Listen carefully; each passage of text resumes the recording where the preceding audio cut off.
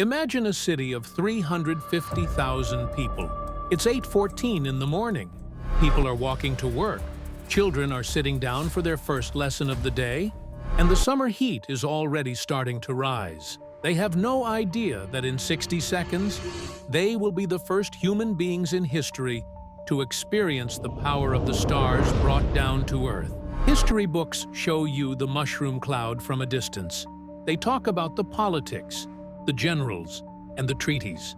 But today, on Untold Truth, we aren't looking at the map. We're looking at the ground. We're looking at the shadows burned into the sidewalk and the black rain that fell from a sky that had turned to ash. It is a harnessing of the basic power of the universe.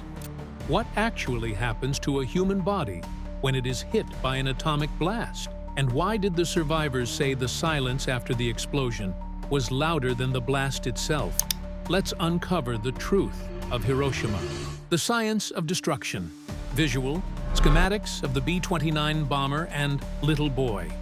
Use a heavy, low-bass background track. The weapon was tucked inside a B-29 bomber named the Enola Gay.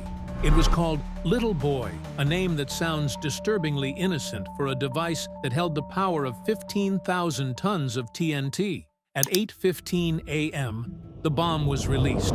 It fell for 44 seconds. It didn't hit the ground.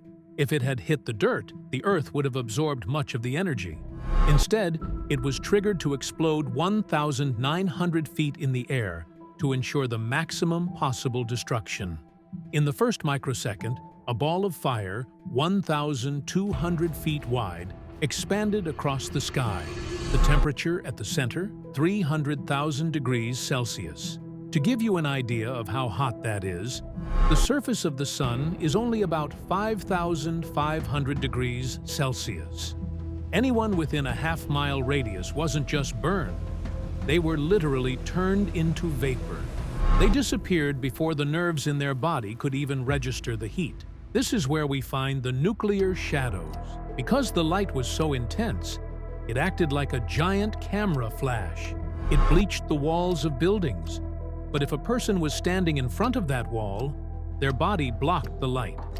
When the smoke cleared, the person was gone, but their shadow was permanently etched into the stone, a permanent record of their final second of life. The silent aftermath. Visual. Slow pans over photos of the rubble. Sound of wind whistling. The shock wave followed the heat. It moved at 7,000 miles per hour, flattening every building within a 2-mile radius like they were made of toothpicks.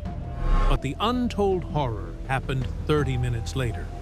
A massive firestorm began. The air was being sucked into the center of the city to feed the flames, creating winds that trapped people in the wreckage. Those who escaped the fire ran to the Ota River, desperate for water to cool their scorched skin. Then, the sky turned a bruised purple. A thick, oily, black rain began to fall. Imagine the confusion. You've just survived the end of the world. You are dying of thirst, and suddenly, water falls from the sky. But this wasn't water. It was highly radioactive soot and dust from the explosion. Those who drank it, thinking it was a miracle, were actually drinking the very thing that would end their lives days later. This was the birth of a new medical mystery, radiation sickness. At the time, doctors in Hiroshima had no idea what it was. People who looked perfectly healthy would suddenly see purple spots appear on their skin. Their hair would fall out in clumps, and their white blood cell counts would drop to 0. They were dying from the inside out. The human spirit and the warning. One of the most chilling untold truths is that Hiroshima was almost not the target. The US had a list of cities, and Hiroshima was chosen partly because of its geography. It's surrounded by hills that would focus the blast, making it more effective.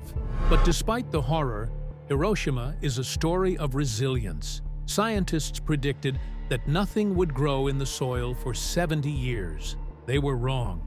By the following spring, oleander flowers began to bloom through the charred earth.